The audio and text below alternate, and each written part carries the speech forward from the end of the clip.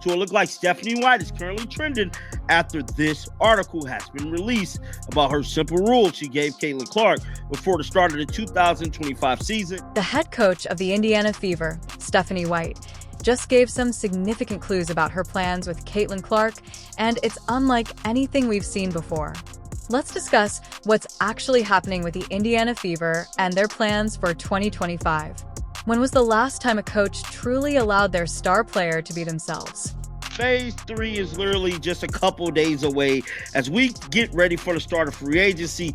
The biggest storyline of the 2025 WNBA season is going to be the Indiana Fever. What type of moves is they going to make for this offseason to make sure they can make a good run at the WNBA championship? Head coach Stephanie White recently shared her vision for Caitlin Clark, and believe me when I say that it is a total 180 from what we have previously witnessed. Her strategy is not only unique, but also innovative in terms of how superstar players are usually treated during their rookie seasons.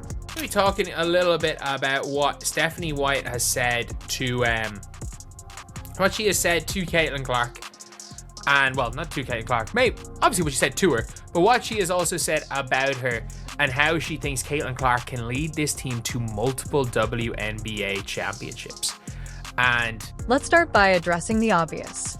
This won't be another Christie side scenario, and if you're wondering why I'm bringing up sides, it's because it's impossible to discuss Clark's future without considering what went wrong in the past. For example, sides attempted to completely change Clark's game, turning one of the most dynamic players in basketball into essentially a spot-up shooter. Take a moment to consider that. Taking someone who has revolutionized the game and telling them to stand in the corner. If you guys, again, don't remember, with Christy Sides, the first thing Christy Sides did was tell Caitlin Clark, you take too many three-point shots, you need to shoot more long twos. You need to pass the ball quicker. When you have the ball in your hands, you need it out of your hands in 0.5 seconds, either a pass or a shot. She thought Caitlin Clark was an off-the-ball spot-up shooting guard. And she thought, by people saying Caitlin needs to get more looks, she thought that the only way she thought she could get a look to Caitlin, who was being denied, was via pin downs. Not using really Caitlin Clark too much as a screener, just through pin downs. Entire Sid's strategy was similar to trying to teach an eagle to swim in that she wanted Clark to pass or shoot within a half second of touching the ball. It was like trying to put a Ferrari in first gear. Only this time you have this amazing machine and this generational talent, and you're restricting everything that makes them unique. However, this is where Stephanie White enters the picture with an entirely different playbook. When White discusses her plans, you can hear the excitement in her voice. She isn't just thinking about winning one championship. She is already planning how they can win multiple titles with Clark leading the charge. Rather than attempting to fit Clark into some predetermined system, she's doing something that, in all honesty, shouldn't be revolutionary, but somehow is building around Clark's strengths. When White first spoke with Clark, she didn't bring a list of things that needed to be fixed. Instead, she asked him a straightforward but impactful question. How do you want to improve? That alone tells you everything you need to know about the philosophical difference. It's not about forcing changes. It's about collaborative growth. Consider what this means for the future of the Fever. White knows something basic. Striving to be someone else won't make you great. The difference between polishing a diamond and attempting to transform it into something else totally is that you become great by being the best version of yourself.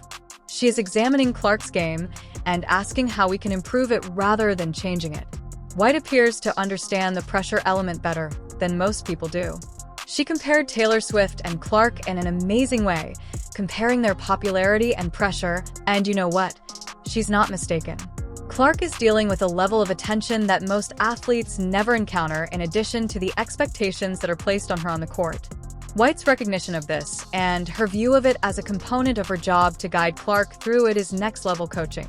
White has been fairly open about her plan going forward, which is to focus on effectiveness and efficiency within Clark's natural playing style.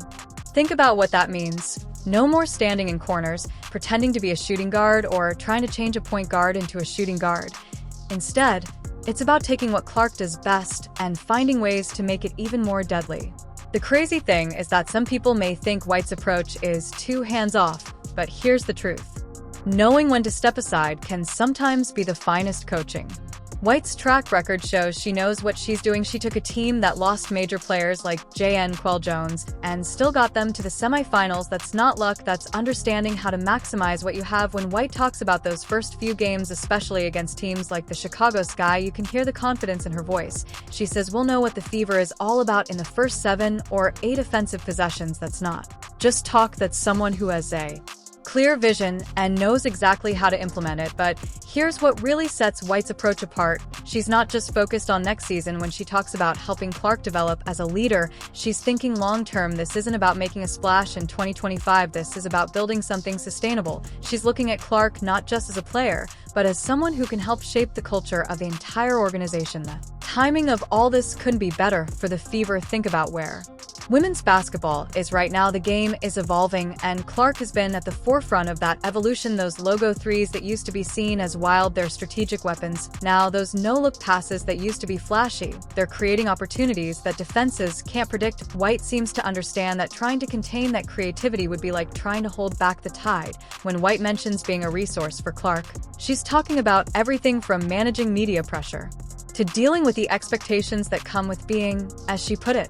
What's especially interesting is how she discusses the day-to-day aspects of working with Clark. She's not just focused on the basketball side of things. Taylor Swift 2.0. The free agency part will also be interesting to watch because of Clark's arrival and White's clear vision for the future, which makes the Fever a much more alluring destination. Players from all over the league will see this and believe they're creating something unique there. White's comprehension of the situation is crystal clear when she admits that she can't fully understand what Clark experiences on a daily basis. This kind of humility and awareness is uncommon in coaching. Rather than acting as though she knows everything, she positions herself as a resource and guide who can help Clark overcome the obstacles while still developing. This strategy also demonstrates a thorough comprehension of the game's evolution. Basketball isn't just about XS and OS anymore. It's about managing personalities, dealing with media pressure, handling social media, and juggling all the demands that come with being a modern superstar. White's holistic approach suggests that she understands this on a fundamental level, but when you look at the results, we saw that Clark's game was constrained and her natural instincts were suppressed, which led to a team that underperformed despite having one of the game's most talented players. White's approach promises something different, a chance to watch Clark's game develop naturally so that her talents are enhanced rather than restricted. White's specific remarks about enhancing Clark's leadership abilities make it even more intriguing. She sees Clark as someone who can change an entire franchise, not just a player who can score goals or make plays. When you consider it, that's exactly what the Fever needs right now. This whole situation makes me think of how the greatest coaches in history have treated their best players. Greg Popovich and Tim Duncan, or Phil Jackson and Michael Jordan, didn't attempt to drastically alter these players' identities. Instead, they assisted them in becoming better versions of themselves, which is precisely what White appears to be doing with Clark. White's remarks are especially noteworthy because they are made at a pivotal point in the WNBA's history.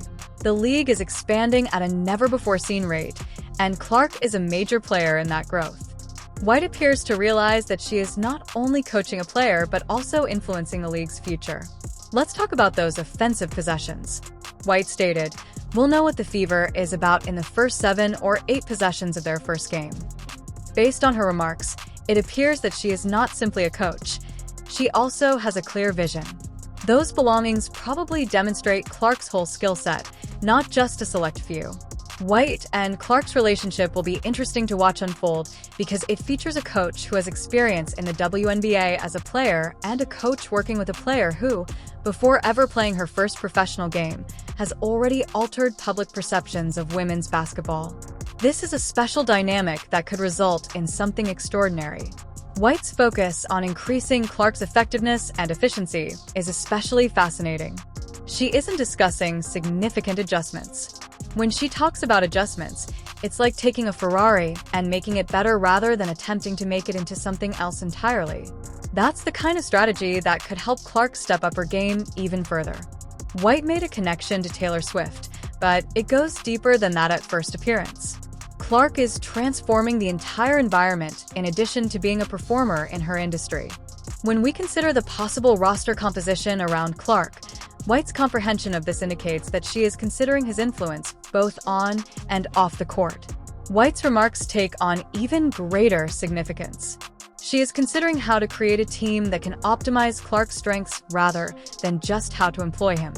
That type of long-term planning creates dynasties, not just prosperous ones. Seasons. White's discussion of pressure is important because Clark isn't just dealing with typical rookie pressure.